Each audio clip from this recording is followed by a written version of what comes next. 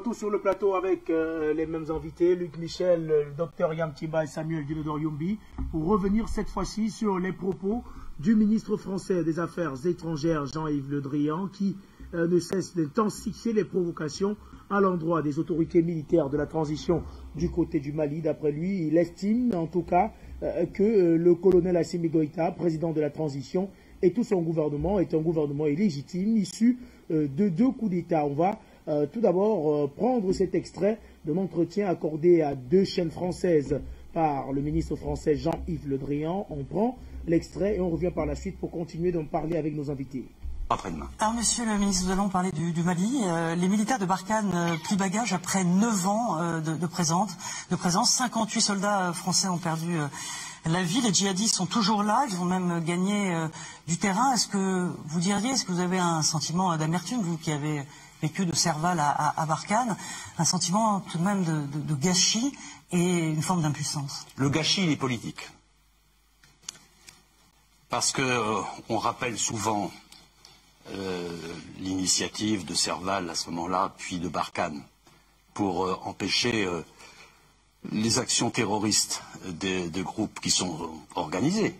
Et il faut quand même rappeler aux téléspectateurs et aux auditeurs que les groupes terroristes, c'est à la fois Daesh et Al-Qaïda. Ce ne sont pas des groupes informels. Ce sont des groupes qui ont des résonances, des organisations, qui sont habitués au type de combat qu'ils mènent. Et nous avons bien fait d'agir à ce moment-là pour protéger le Mali. Nous avons bien fait parce que l'enjeu, c'est la souveraineté et l'intégrité, c'était et c'est toujours la souveraineté et l'intégrité du Mali. Et moi, la date à laquelle je me fais référence le plus, c'est 2015. Les accords d'Alger.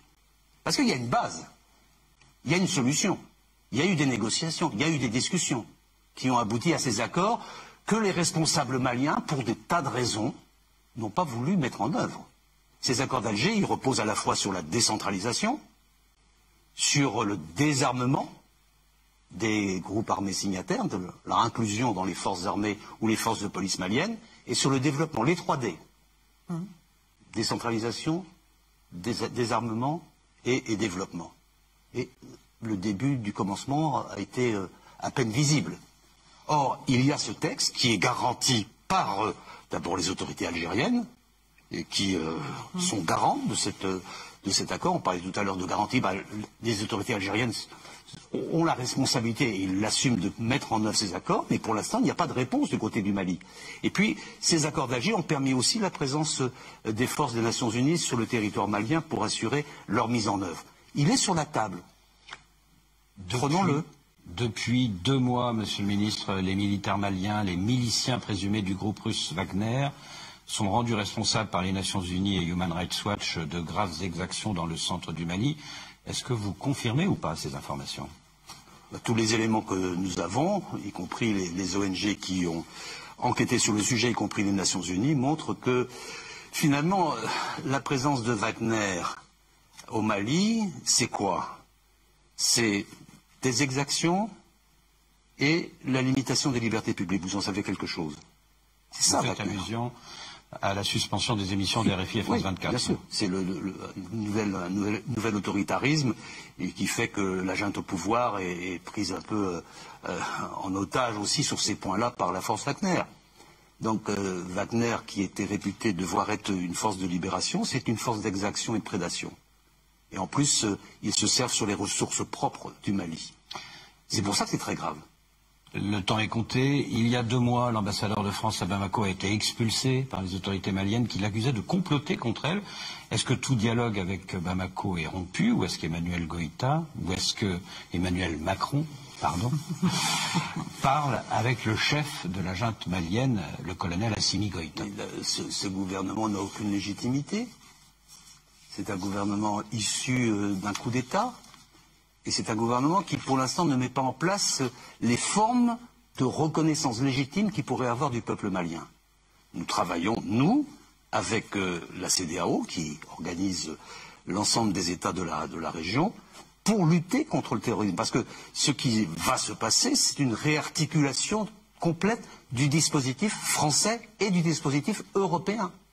et que la décision de réarticulation, de repositionnement, de réorganisation a été prise par les Européens et par les Africains ensemble au mois de février dernier pour organiser différemment, c'est vraiment une refonte, et pour donner aussi une plus grande amplitude à notre action commune en soutien aux différentes autorités des pays concernés par la menace terroriste, non seulement les pays du Sahel, mais désormais aussi les pays du Golfe de Guinée, puisqu'on voit des percées, une porosité de l'action des groupes terroristes dans le nord de ces pays. Alors, la France va se redéployer au Niger. On a vu une violente manifestation anti-française à Terra en novembre dernier, au passage d'un convoi militaire de Barkhane. 3 morts chez les manifestants. Est-ce qu'au Niger, on ne risque pas de se heurter au même problème qu'au Mali, c'est-à-dire un sentiment anti-français? Non, c'est pas du tout comme ça que ça va se passer. La France ne va pas se redéployer au Niger. Ce que je viens de dire, c'est que nous nous réorganisons ensemble. Quand je dis nous, ce sont les Européens et les Africains, pour faire en sorte que les 4 piliers de ce qu'on appelle les accords de Djamena, c'est-à-dire à la fois la lutte contre le terrorisme, la formation des forces militaires des pays concernés, le retour de l'État dans les zones qui sont reconquises et le développement. Je vais à Madrid lundi prochain pour assister à la 3e réunion de l'Alliance pour le Sahel pour mobiliser les fonds pour ces pays. Nous allons nous réorganiser en fonction des besoins et des demandes de chacun des États concernés, que ce soit au Sahel ou les États du Golfe de Guinée, avec des réponses variables selon les différents pays, et solidairement les Européens et les Africains. Donc c'est pas la France se réinstalle au Niger, c'est pas ça. Non. Au Niger, il y aura une demande. Il y aura une présence française. Il y aura une demande européenne. Je peux le dire 3 fois. Merci, monsieur.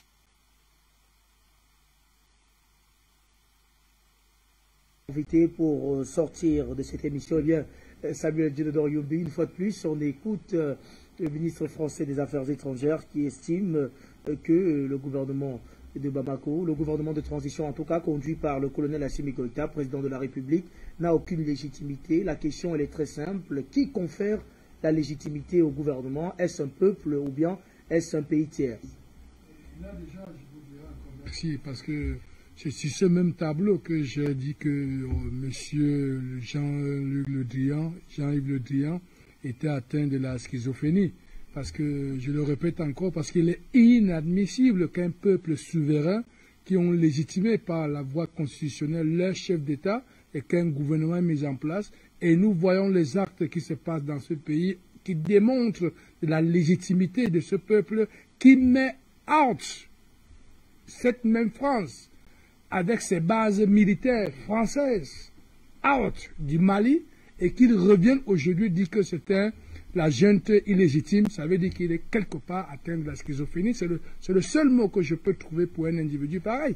Et je ne vais pas rentrer, comme nous sommes là dans le cas précis du Mali, et que nous savons bien que c'est le gouvernement en place de transition, ils ont eu la force et la possibilité de faire partie, aujourd'hui, la base Balkane, les militaires Balkane, hors du Mali, grâce à la mobilisation des populations. Parce que aujourd'hui, en Afrique, nous sommes dans une guerre générationnelle. Et alors, en ce moment, nous, la jeunesse panafricaine, africaine aujourd'hui, nous devons prendre le devant.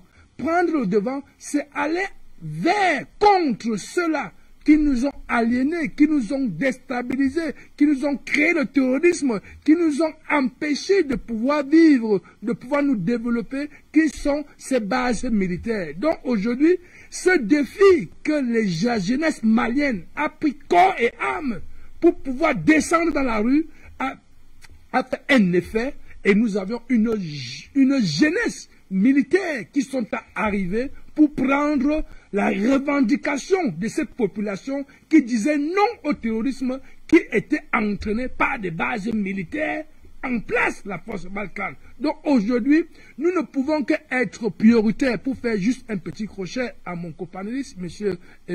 Yann Timba ici, le docteur Yann Timba, qui est un brillant économiste, mais quelque part, je ne peux m'assurer que c'est un brillant politicien, mais c'est un brillant panafricain.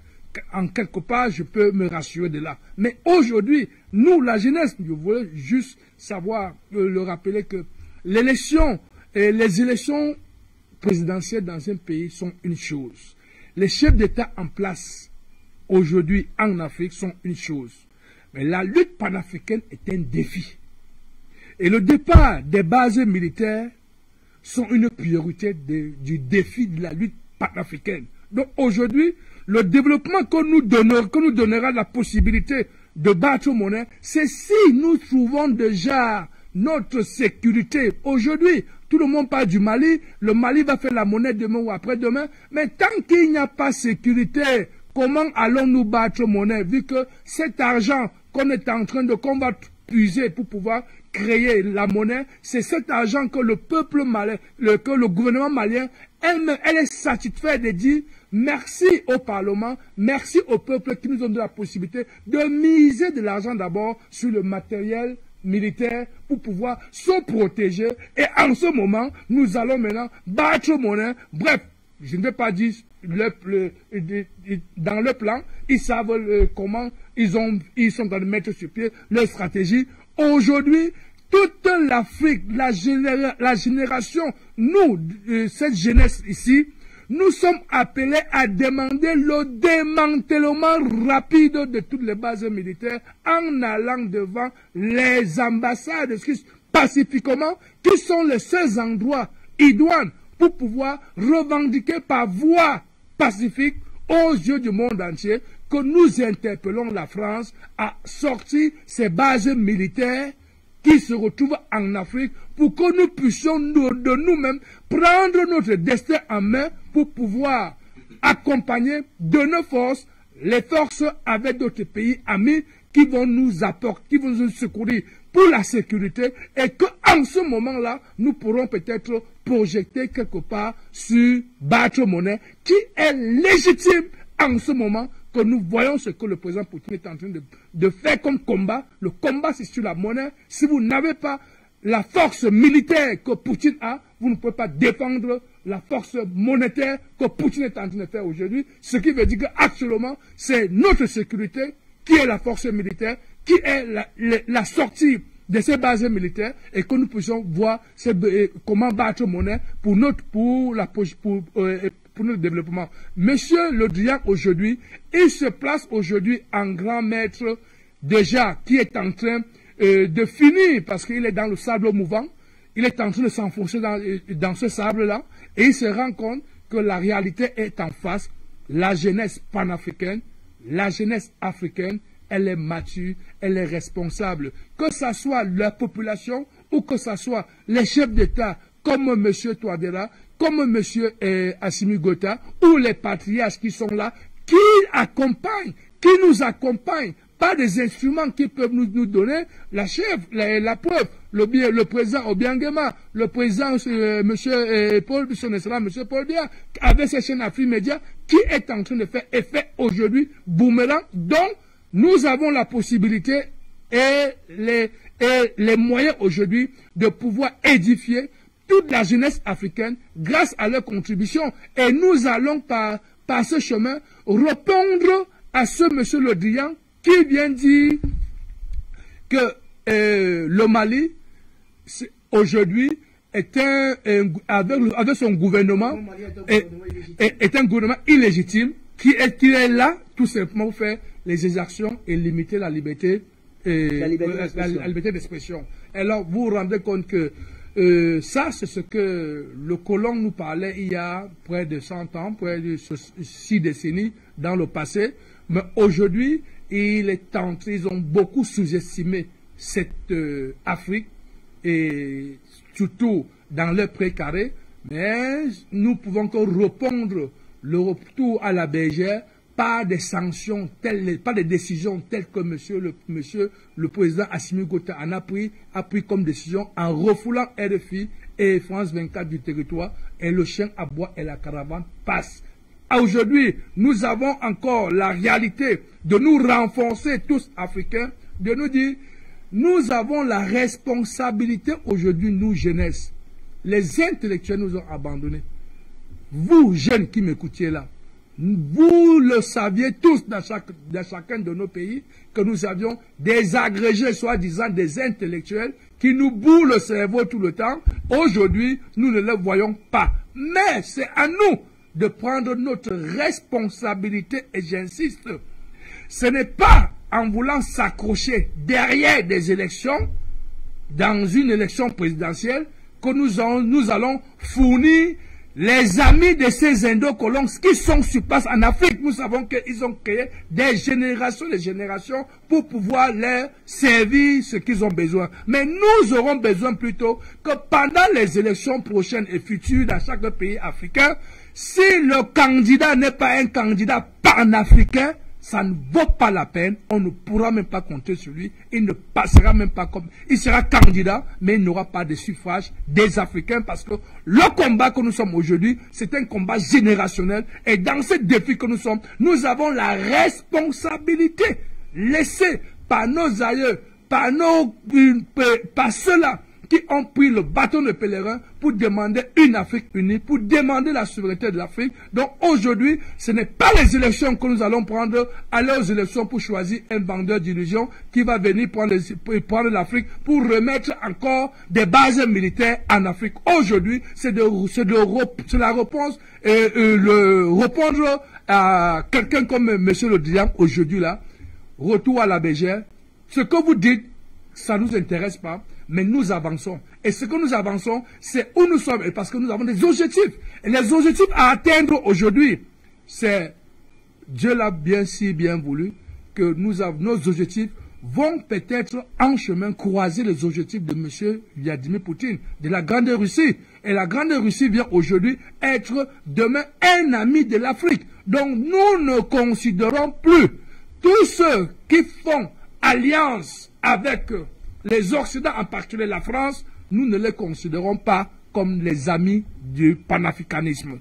Tous ceux qui sont des panafricains, toute activité qui peut nous apporter un souffle pour avancer sont des panafricains et avec eux, nous savons que ce qui se passe aujourd'hui, permettre à M. Le Drian de parler une insulte envers un gouvernement africain, ça veut dire c'est une insulte envers tous les gouvernements de tous les pays que nous sommes et nous devons donc tous nous mobiliser devant les ambassades pour leur dire portez vos bases militaires, sortez et le respect viendra par là et nous aurons la possibilité tout ensemble, toujours face à cette chaîne Afrique Média pour pouvoir nous mobiliser devant ces ambassades et leur dire nous ne venons que pacifiquement pour vous dire en ce début du XXIe siècle, nous ne voulons plus vos bases militaires chez nous en Afrique parce que nous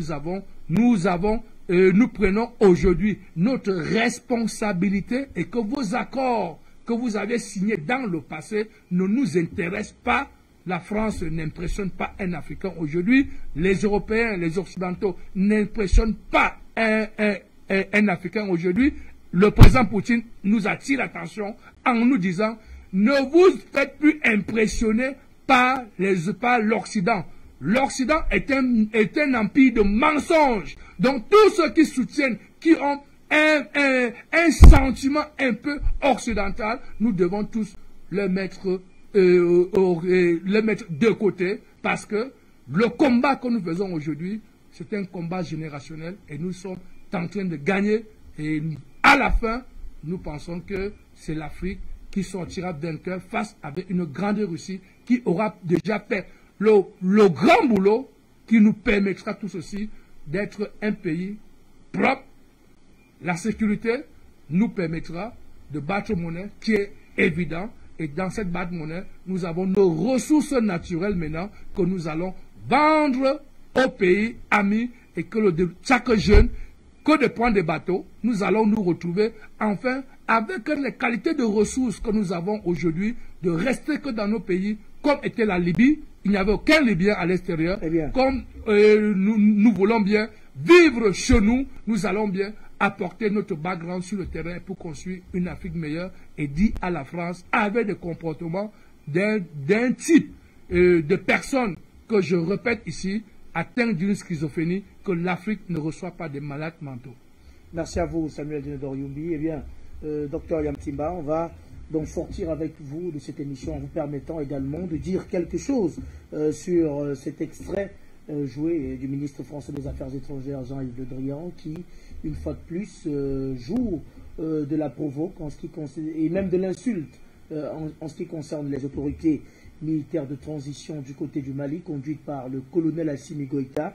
Eh bien, d'après certains observateurs de la scène politique, toutes ces sorties et déclarations, que ce soit de Jean-Yves Le Drian, que ce soit d'Emmanuel Macron ou de Florence Parly, au lieu, comme vous l'avez dit tout à l'heure, au lieu de leur donner plus d'importance qu'elles n'en ont, il vaut plutôt en rire. Et en rire sérieusement, parce que quand j'écoute,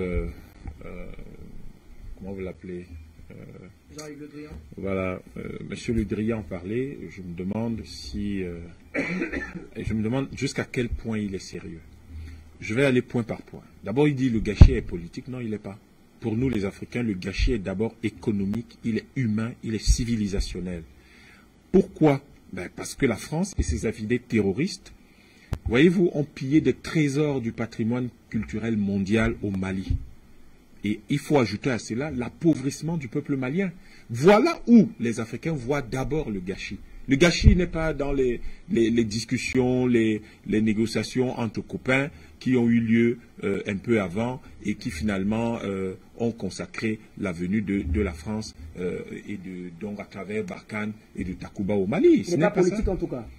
Je dis, non, il l'est, mais c'est pas ça, c'est pas la priorité. Il n'est pas prioritairement cela. Il n'est pas que politique en tout cas. Il n'est pas que politique et il n'est pas prioritairement cela. Le gâchis est beaucoup plus important. Il est humain. Regardez le nombre de personnes qui ont péri au Mali. Il y a énormément de morts. Il y a eu énormément de Maliens qui ont été tués. Il y a eu des soldats tchadiens qui ont été tués là-bas. Il y a eu beaucoup d'Africains qui ont perdu la vie. Effectivement. Il y a eu beaucoup d'enfants qui n'ont pas pu aller à l'école. Il y a eu énormément de gâchis humains. Il y a eu un gâchis civilisationnel. Les Maliens ont leur mode de vie. Ils n'ont pas pu le maintenir pendant une certaine période parce que malheureusement on a détruit leur civilisation. On a vu des hauts lieux de la culture malienne être détruits. Voilà, c'est un gâchis culturel extrêmement important. Et puis autre chose. Mais la France n'aime pas le Mali. Pourquoi il vient dire que la France n'aime pas du tout le Mali et sa souveraineté ne l'intéresse même pas du tout? Ce qui intéresse la France, et on le sait, ce sont les ressources du Mali. Donc, venir dire que on se battait pour la souveraineté du Mali, mais enfin, c'est pas sérieux, ça manque de sérieux. Et il dit les forces de l'ONU sont venues. Non. Mais pourquoi l'ONU n'a pas pris le budget qui est consacré à ces forces-là? Il ne l'a pas donné à l'armée malienne. C'était beaucoup plus facile. Comme ça, il n'y avait pas des soldats qui viennent de partout dans le monde, qui auraient abandonné leur famille, qui seraient venus au Mali. Certains n'auraient pas supporté la chaleur. Beaucoup ont perdu leur vie. Mais on n'avait pas besoin de ça. Pire, on n'avait pas besoin que des soldats français aillent mourir là-bas non plus. Ces soldats auraient aidé à sécuriser la Corse, à sécuriser le Pays Basque et à vivre, à aider la France, à s'occuper de leurs femmes et de leurs enfants. Peut-être aller défendre l'Ukraine. Je ne sais pas. Moi, je ne suis pas partisan de ces mouvements de guerre un peu partout dans le monde. Mais je veux dire que ces soldats, on n'avait pas tant besoin de ça. On n'avait pas besoin de ça. Ils auraient pu donner comment dire, ce qui a été ce budget de l'ONU au Mali, que ça aurait été plus intéressant. Et puis il y a autre chose, quand même, qu'il faut qu'on comprenne. Mais pourquoi est-ce que les Français vont commencer à croire qu'il y a un sentiment anti-français? Tout le temps, leur problème, c'est le sentiment anti-français en Afrique. Pourquoi est-ce qu'il n'y a pas de sentiment anti-bolivien ici? De sentiment anti-afghan? Pourquoi il n'y a pas de sentiment anti-mongol? Pourquoi il n'y a pas de sentiment anti-finlandais ou anti-norvégien? Pourquoi il n'y en a pas? Pourquoi il n'y a pas de sentiment anti-bolivien, par exemple? Mais c'est simplement parce que la France pille l'Afrique. Les Boliviens, ils ne viennent pas piller l'Afrique. Les Mongols, ils ne pillent pas l'Afrique. Les Norvégiens, ils ne sont même pas là. Donc, si les gens pensent qu'il y a un sentiment anti-français, c'est en réalité un phénomène psychologique bien connu qu'on appelle le mauvaise image. Ça veut dire que les Français, chaque fois, ressentent que, en réalité, ce qu'ils font en Afrique est mauvais. Donc, les Africains, les critiques des Africains sur ce qui les reproches que les Africains leur adressent, fait surgir, si vous voulez, ce sentiment de culpabilité qui leur montre clairement ce qu'ils font de mauvais à l'Afrique. Donc, ils sont conscients, eux, de faire du mal à l'Afrique. C'est pour ça qu'ils parlent de sentiments anti-français. Les Africains s'en foutent de la France. Elle ne les intéresse même pas. La France, c'est ça. L'Afrique, c'est ça. Pourquoi est-ce qu'on va s'intéresser à ça? Nous sommes 1,3 milliard d'habitants. Vous croyez qu'on s'intéresse à un petit pays de 60 millions d'habitants? Vous croyez qu'un pays qui a qui fait 2800 milliards d'euros de PIB, vous croyez que c'est à ça qu'on s'intéresse? Pas du tout, ça ne nous intéresse même pas. Pas du tout. Pour qu'ils fassent voler, pour que leur propre pays vive, il suffit que la Russie ne livre pas le blé, ne livre pas 2, 3 petites choses, ils commencent à pleurer. Et c'est à ce pays-là qu'on va se confier. On ne peut pas se confier à ce pays-là. Et donc, c'est pas ça les problèmes des Africains. Et il faut que M. Le Drian sache qu'on a vraiment d'autres préoccupations que de dire, et puis toute la presse française un peu moyenne là, qu'ils arrêtent un peu ça, de penser que les problèmes de fond quand on parle de l'Afrique, c'est qu'il y a un sentiment anti-français. Mais il y a des Français qui travaillent au Cameroun, en Côte d'Ivoire, au Sénégal. Est-ce qu'ils ont des problèmes? Est-ce que vous avez entendu qu'un Camerounais a giflé un Français ici? Parce qu'il est français. Parce qu'il est français. Pas du tout. Ça ne nous intéresse pas. Le type, tant qu'il respecte les règles, qui sont là, qui ne sont pas extraordinaires, mais c'est déjà ça, il n'y a pas de problème, il peut vivre ici, faire ses affaires comme il veut. Et puis il nous rappelle l'accord de N'Djamena. Quel accord de N'Djamena? Qui a été dicté par la France? Mais si les Français aimaient tant l'Afrique, si les Français voulaient tant qu'il y ait la paix en Afrique, ils n'avaient qu'à ne pas bombarder la Libye. C'est parce qu'on a bombardé la Libye qu'on a mis de l'insécurité dans le Sahel. Et aujourd'hui, ils l'ont fait exprès, puisque c'était la meilleure façon pour eux de créer le chaos et de pouvoir donc s'emparer des ressources du Mali. Maintenant, il va faire culpabiliser l'Algérie. Qu'est-ce que l'Algérie a à voir là? C'est l'Algérie qui a provoqué le problème du Mali. C'est vous qui créez les problèmes et vous appelez les autres. Vous trouvez que Wagner, vraiment, il n'y a pas les droits de l'homme. Quand la France est ici, il y a les droits de l'homme. Quand on a bombardé le village de Bounti, vous vous souvenez de ça? C'était ça les droits de l'homme? Quand les enfants qu'on tuait dans le Paris-Dakar, on n'évoquait même pas leur nom. C'était ça les droits de l'homme? Quand la jeune Lumière a été massacrée à Bangui, c'était ça les droits de l'homme? C'était pas les Français ça? C'était les droits de l'homme là. Subitement, c'était les droits de l'homme quoi. Hein? C'est ça les droits de l'homme. Mais je parle particulièrement de cette petite-là, qui a été, vous vous souvenez, elle est passée à côté de la présidente. Ça, c'était les droits de l'homme? Mais qu'est-ce que la France sait des droits de l'homme? Elle qui a fait 4 millions de morts au Cameroun pendant la guerre d'indépendance, celle qui est à l'origine du million de morts rwandais, celle qui a tué les gens à Tiaroy, qu'est-ce qu'elle sait des droits de l'homme? Celle qui a créé le premier camp de concentration au Cameroun dans la ville de Ngambé en 1927, qu'est-ce qu'elle sait des droits de l'homme? Ce n'est pas une question de propagande ou de... On raconte, on se la pète en croyant que ce qu'on dit est forcément vrai parce qu'on s'appelle la France. Non! L'histoire nous raconte que la France n'est pas un pays de droits de l'homme. Que c'est une prétention française, mais qui n'a jamais... Le droit de l'homme, c'est de taper les gilets jaunes et de les blesser. Le droit de l'homme, c'est de payer les Français, d'instaurer en France un système qui fait que les Français n'arrivent pas à vivre de leur salaire. C'est ça les droits de l'homme? C'est ça les droits de l'homme?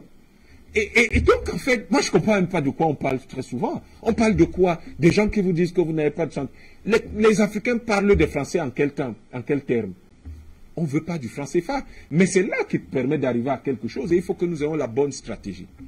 La bonne stratégie pour notre génération, ce n'est pas de bavarder. Ce n'est pas d'aller faire les manifestations partout. Les Maliens peuvent faire des manifestations devant l'ambassade de France parce qu'ils ont installé au pouvoir un homme acquis à leur cause, qui défend leurs intérêts. Mais si vous n'avez pas des gens qui défendent vos intérêts, si vous allez vous balader devant l'ambassade de France, il se passera quoi? D'ailleurs, un homme qui est acquis à la cause de la France enverra les soldats vous tirer sur vous. Donc ce n'est pas la bonne stratégie. Ce n'est pas parce que vous avez beaucoup marché devant l'ambassade de France que vous réglez le problème du franc CFA. Le problème du franc CFA est le problème de qui a la capacité de signer le décret qui met fin au franc CFA. Le problème des bases militaires ici, c'est le problème de ceux qui ont la capacité de signer le décret qui fait partir les soldats français. Donc vous avez une double action. Vous avez l'action de conquête du pouvoir, parce qu'en ayant le pouvoir, vous signez les décrets, vous signez des lois, vous promulguez des lois. Et de l'autre côté, vous actionnez le levier social de la contestation populaire qui va donc permettre de rappeler à tout le monde qu'il y a des choses qui sont inacceptables. Mais cette population, entre l'envoyer devant des ambassades pour de la contestation et l'organiser pour prendre le contrôle du pouvoir, qu'est-ce qui est le plus intéressant et le plus important pour vous? C'est la conquête du pouvoir, parce que si Poutine n'était pas au pouvoir, monsieur, il n'aurait jamais signé le décret qui oblige les gens à payer en roubles. Ce n'est pas, s'il avait organisé les Russes pour aller devant les ambassades de tous les pays européens, pour dire vous payez en roubles, vous ne payez pas en roubles, personne n'aurait, on les aurait regardés, ce serait bien. Mais c'est parce qu'il est au pouvoir qu'il peut signer le décret. Vous pouvez laisser que je termine. On va sortir. C'est parce qu'il est au pouvoir qu'il peut signer le décret qui dit « Messieurs, vous payez en rouble. Vous ne payez pas en rouble, vous n'avez pas de gaz. » Et il peut fermer la Lituanie. Merci à vous, docteur Yam Tibad. Merci à vous également, Samuel Guinodor Youmbi. Nous sommes arrivés au terme de cette édition du Mérite panafricain. Merci, chers téléspectateurs, de nous avoir suivis. Restez sur Afrique Média car nos programmes se poursuivent. Quant à moi, d'autres éditions, toujours sur la télévision panafricaine. Mesdames, Messieurs, bonsoir.